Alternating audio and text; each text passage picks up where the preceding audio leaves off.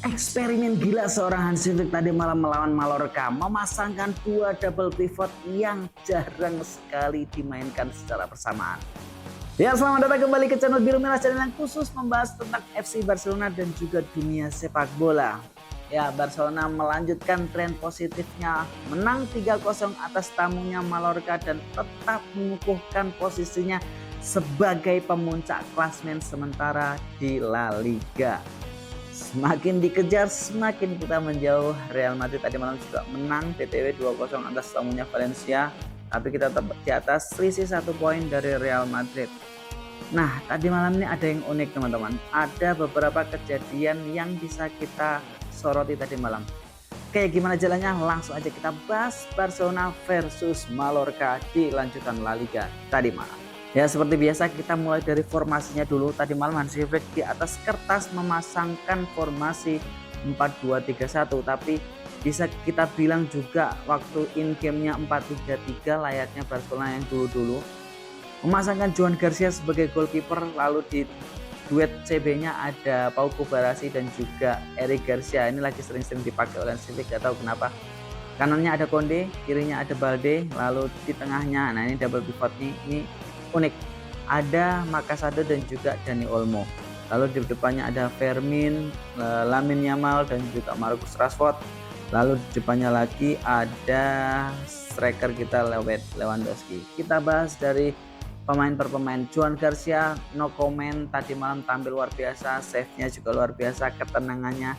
Gak tahu Joan Garcia ini gila, kita nggak menuntut untuk clean sheet, tapi Joan Garcia menyuguhkan kita dengan clean sheet. Resiko permainan terbuka seperti Barca ini adalah kipernya nggak akan bisa clean sheet, tapi clean sheet adalah bonus bagi Joan Garcia atas penampilannya dan juga kesulitan defensif FC Barcelona. Nah, ini Barcelona sering Hansi Flick sering memasangkan sekarang di akhir-akhir laga ini, 2 laga terakhir ini, Eric Garcia dan juga Pau Kubarasi. Nggak tahu kenapa ini Gerard Martin atau siapa tandemnya Kubarasi yang lain ini kayaknya tersingkir oleh Eric Garcia. Eric Garcia ini benar-benar menjelma sebagai sosok yang sangat-sangat improve di bawah asuhan Hansi Flick. Kalian bisa ingat ya, Joan Garcia itu dulu kapten La Masia. Dia pernah jadi kapten La Masia, lalu dia di loan kemana, terus dibeli City, lalu dibeli Barca lagi, dan kita lihat penampilannya di bawah Xavi Hernandez, dia di loan lagi ke Girona atau kemana, kembali lagi, benar-benar mengkhawatirkan dan tidak konsisten. Eric Garcia ini benar-benar kita lihat 2 tahun terakhir terus seakan-akan sampah gitu teman-teman. Tapi lihat sekarang, di mana Hansi Flick butuh seorang pemain, disitulah Eric Garcia siap mengisinya. Gila, ini pemain benar-benar sangat-sangat improve. Tadi malam dia bermain sebagai CB, ataukah biasanya dia dipasang sebagai DMF, dia benar-benar sebagai broker, sebagai destroyer, sweeping. Duelnya gila, duelnya Eric Garcia nih aku nggak melebih-lebihin ya, tapi Eric Garcia setiap duel 1 lawan 1 dia, kenapa dia berhasil memblokirnya, entah itu speed, entah itu apa namanya, one on one lawan striker, lawan pembangun serangan mereka. Benar-benar Joan Garcia ini bisa mengantisipasi apakah lawan mau short pass atau long pass ataupun mau di dribbling, dia benar-benar bisa mengantisipasi seperti itu. Dia sudah pasang badan, sudah siap ancang-ancang apakah ini orang mau ngasih passing atau mau coba ngelewatin, dia benar-benar tahu akan hal itu. Makanya dia tuh selalu sukses apabila dueling, apabila duel 1 lawan 1 gitu, dia selalu sukses. Sapuannya juga gila, luar biasa, dia sweeping bola yang bakal ke area pertahanan Barca itu benar-benar gokil. Eric Garcia selamat. Ini benar-benar aku lihat sosok yang sangat-sangat improve ya di bawah asuhan Hansi Flick kali ini. Kubarasi ya seperti biasa, Kubarasi kita tidak melihat Kubarasi yang berdua dengan Inigo Martinez 2 tahun kemarin. Kubarasi benar-benar menurun dari standar kita yang sudah kita lihat dulu-dulunya. Kubarasi ya nggak jelek ya juga nggak bagus, seperti itu. Lalu Konde, nah ini dia, aku menyoroti Konde ini, nggak tahu kenapa ya, Konde tadi malam benar-benar bermain jelek. Konde passingnya sering error, lalu duelnya juga sering kalah, clearance-nya juga ngawur. Benar-benar area sisi kanan Barcelona tadi malam dieksploitasi oleh bocah nggak tahu namanya, kayaknya masih muda banget, dari face-nya masih muda banget, benar-benar mengobok-ngobok Julius Konde. Tadi malam Konde benar-benar tampil jelek banget Konde tadi malam. Nggak tahu kenapa, apakah ada masalah apa, apakah sudah waktunya untuk Joao Cancelo menggantikan posisi seorang Julius Konde. Aku nggak tahu, semoga Hansi Flick bisa berbenah lah. Tadi malam benar-benar Konde salah satu titik lemah Barcelona tadi malam. Lalu Balde ya seperti biasa cukup eksplosif ke depan bersama Marcus Rashford. Nah ini double pivot yang dipasang Hansi Flick tadi malam, yaitu Marcus Rashford dan juga Daniel Olmo. Ini benar-benar nggak work di babak pertama. Di babak pertama Barcelona benar-benar ngantuk. Kalian kalau lihat babak pertama melawan Mallorca ini benar-benar ngantuk teman-teman. Nggak bisa dinikmati sama sekali. Aku bahkan sempat tidur sedikit waktu lihat Barcelona babak pertama karena benar-benar boring. Biasanya kan Barcelona bisa memainkan pivotnya ini sangat-sangat aktif ya. Tadi malam benar-benar kurang lah. Dani Olmo dipasangkan dengan Casado. Benar, Dani Olmo mempunyai akurasi passing yang luar biasa. Casado juga tipikal sweeping, tipikal broker lah. Tapi benar-benar nggak cocok tadi malam. Nggak ada yang bisa mengatur tempo atau mengalihkan transisi dari belakang ke depan, dari depan ke belakang. Benar-benar nggak ada. Jadi tadi malam menurutku sendiri Dani Olmo dan Casado ini kurang cocok kalau dilihat dari pertandingan tadi malam. Tapi kalau nextnya nggak tahu ya kita. Semoga Hansi Flick bisa berbenah lagi, kita percaya sama Hansi Flick. Casado dan juga Olmo. Lalu depannya lagi ada Yamal, Fermin dan juga Rashford. Ini Fermin lagi underperform atau nggak tahu kenapa di beberapa laga terakhir ini dia agak sedikit menurun, tapi Lamine Yamal benar-benar tadi malam kita nggak melihat seorang bocah yang masih belia, masih 18 tahun.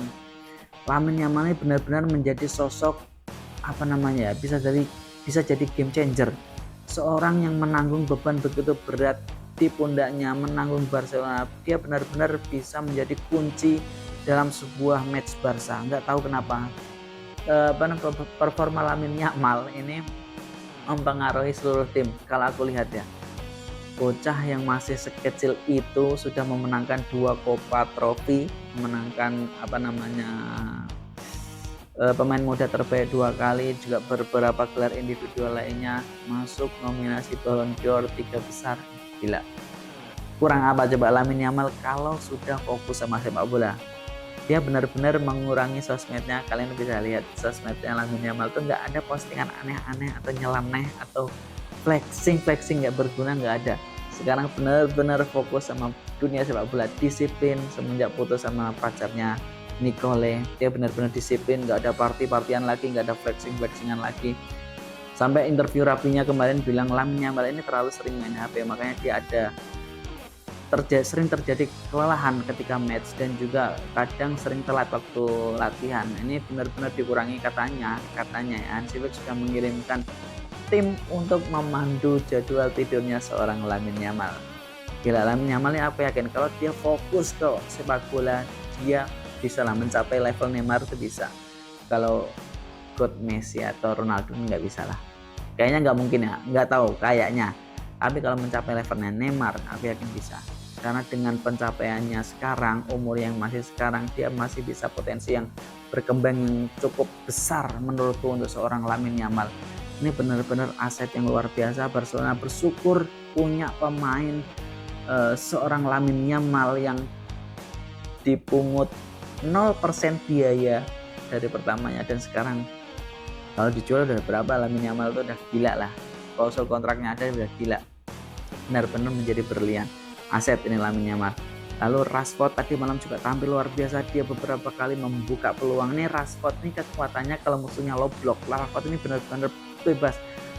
Dia seolah ingin membuktikan golnya. Tadi malam banyak sekali percobaan tendangan dari luar kotak penalti seorang Rashford. Itu oke sih. Menurutku fan-fan aja dia membuktikan. Tapi ya nggak usah sering-sering.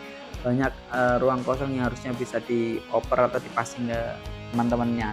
Tadi malam oke lah Rashford beberapa kali dribbling atau menusuk ke dalam itu juga, cut inside itu juga oke. Aku suka banget sama Rashford tadi malam. Dia benar-benar berpengaruh lah di sisi kiri. Kita bisa lihat kanan ada Yamal, kiri ada Rashford, benar-benar berpengaruh. Nah inilah kalau seandainya Barcelona ini Hansi Flick benar-benar menemukan banyak sekali opsi teman-teman. Tadi malam Mallorca sangat bermain dengan low block. Dia memasakkan 4 bahkan 5 pemain di belakang. untuk mengantisipasi serangan dari Barcelona. Dia kalau nggak salah formasinya bisa 4-5-1 atau 4-5-1 atau 5-4-1 lah tadi malam. Gila, bener-bener rapat. Tapi nah ini kekuatan individual seperti Rashford, Lamine Yamal, lalu Fermin Lopez ini bisa membuat perbedaan suatu pertandingan gitu teman-teman. Lalu di depan ada Robert Lewandowski, 1 gol luar biasa. Tipikal seorang predator di depan gawang seperti Lewandowski nih. Tadi malam Kemelu di depan gawang, dia mengantisipasi dengan sangat santai tadi malam lewat Lewandowski. Itu benar-benar menggambarkan seorang striker yang sudah berpengalaman. Itu kalau Ferran Torres sudah gugup gak karuan tuh pasti. Robert Lewandowski tadi malam tenang banget mengantisipasi bola, lalu menandangnya gol 1-0.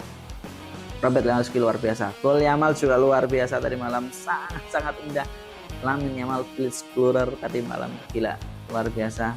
Lalu ada satu pemain lagi yang tadi malam luar biasa, nah ini Marc Bernal. Ini gila, Hansi Flick benar-benar membuat kita bisa menikmati Barcelona khususnya di babak kedua ya.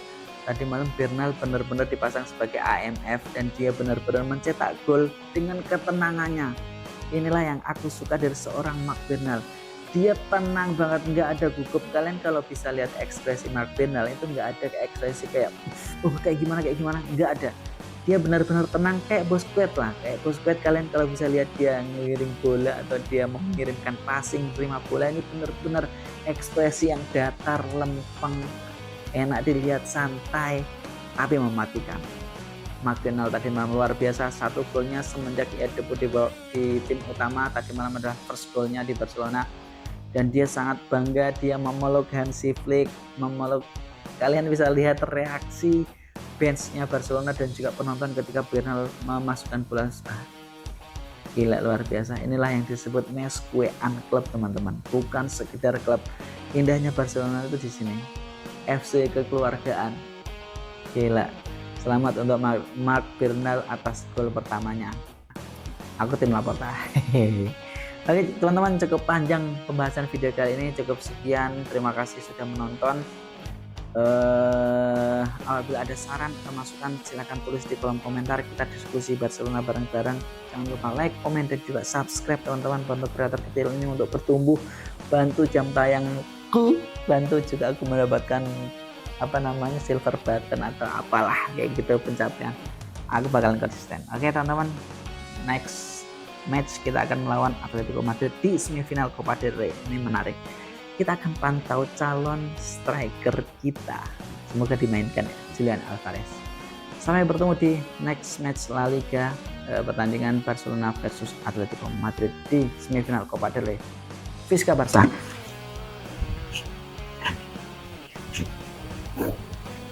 Thank you.